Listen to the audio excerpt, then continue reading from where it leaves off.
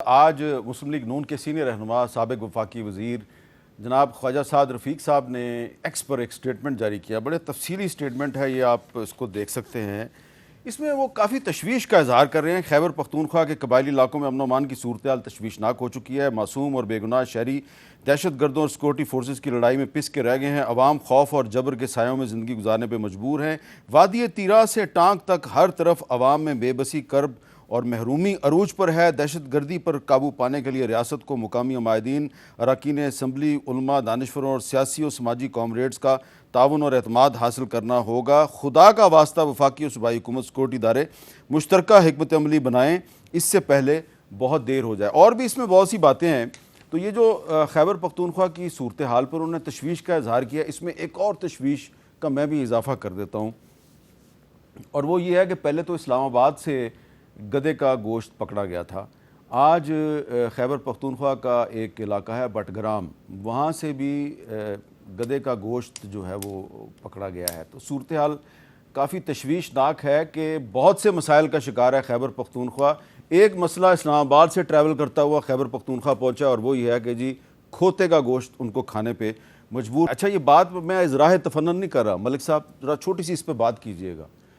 کیا یہ کیپٹل اور پاکستان کے شہروں میں جو کھوتے کا گوشت جو ہے وہ پکڑا جا رہا ہے، اس کا مطلب یہ نہیں ہے کہ ہم بہت ہی بے حس ہو چکے ہیں اور قانون بہت کمزور ہو چکا ہے؟ آپ کی بات ٹھیک ہے جی. ریٹ آف دا اسٹیٹ کی جس کو وہ ہم بارہا اب ذکر کر رہے ہیں کہ دوبارہ سے ریٹ آف دا اسٹیٹ آپ کو اسٹیبلش کرنی پڑے گی.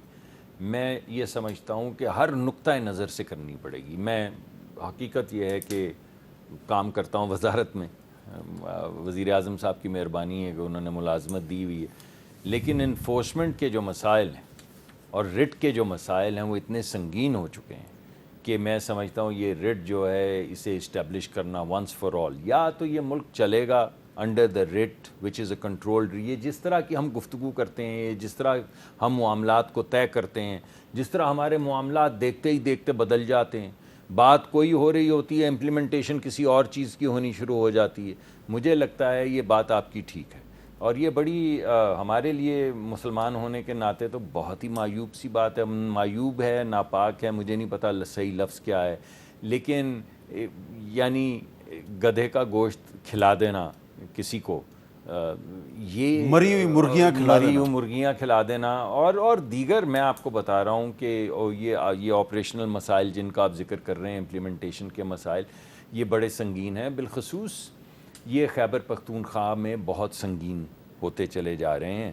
اور میں نے اس وجہ سے پہلے بھی درخواست کی تھی. آپ کو یاد ہوگا ایک مرتبہ ایک آپریشن اناؤنس ہوا تھا کہ ونس فار آل اس کو آپریشن کو کیا جائے. اس آپریشن کو اپوز کیا گیا تھا، اور آپ ہی کا غالباً پروگرام تھا جس میں میں نے، ہمارے دوست تھے آئے ہوئے، شاید پی ٹی آئی کے رہنما تھے، کوئی آپ کا پروگرام تھا یا کسی اور کا. تو میں نے کہا کہ اچھا چلیں، if not the operation then what. ارے یار کوئی آلٹرنیٹیو تو دینا. چلیں، ہمارے بچے، آپ کے بچے، ہم سب کے بچے مر رہے ہیں. ابھی ذرا مجھے ایک لیگل اوپینین لینے دیں اگر آپ اجازت دیں. شفقت صاحب، یہ جو معاملات ہیں، باقی بھی پاکستان میں بڑے مسائل ہیں، لیکن اب گدھے کا گوشت بھی ایک بہت بڑا مسئلہ بن گیا ہے. بہت زیادہ. ٹھیک ہے جی. ایک قانون میں کیا گنجائش ہے کہ کس طریقے سے عوام کو اس ناپاک گوشت سے بچایا جائے؟ میں تو اس میں یہی سجیسٹ کروں گا کہ سزائیں سخت کی جائیں. کم ہے سزا، ایگزیکٹلی تو میں اس وقت نہیں میرے ذہن میں آ رہی، لیکن بہت منیمم ہے. اس کو آپ میکسیمم پنشمنٹ، یعنی کہ اگر کوئی بندہ جو ہے وہ دھوکے سے مجھے گدھے کا گوشت کھلا دے، وہ باہر آ جاتے ہیں ہفتے بعد، 10 دنوں پہلے ہو چکا ہے یہ کچھ ہی ٹائم بعد، تو سزا جب آپ سخت کریں گے اور سپیڈی ٹرائل کریں گے. اگر ایم این اے کو اتنی سخت سزا مل سکتی ہے تو گدھے کا گوشت بیچنے والے کو سخت سزا کیوں نہیں دیتے آپ؟ ڈیفینیٹلی سزائیں اس میں سخت کریں. یہ تو چلو ایم این اے کو تو بیچاروں کو تو ویسے مل رہی ہے، لیکن یہ لوگ جو اتنا بڑا جرم کر رہے ہیں ان کو آپ ایسے ہی چھوڑ دیں تو پھر تو یہ ہمیں کھوتے کھلاتے رہیں گے. تو اب آپ اس پروگرام سے جب واپس جائیں گے اس کے بعد آپ کو یقین ہے کہ پھر آپ دوبارہ بھی آئیں گے میرے پروگرام میں؟ اللہ کرے میں آ سکوں. اور ملک صاحب جو ہیں وہ پھر آپ ملک صاحب تو آتے رہیں گے، لیکن ملک صاحب سے ہی پھر ریکویسٹ کرتے ہیں کہ مجھے دوبارہ آنے جوگا چھوڑیں. بس اپنا مقدمہ خود مت لڑیے.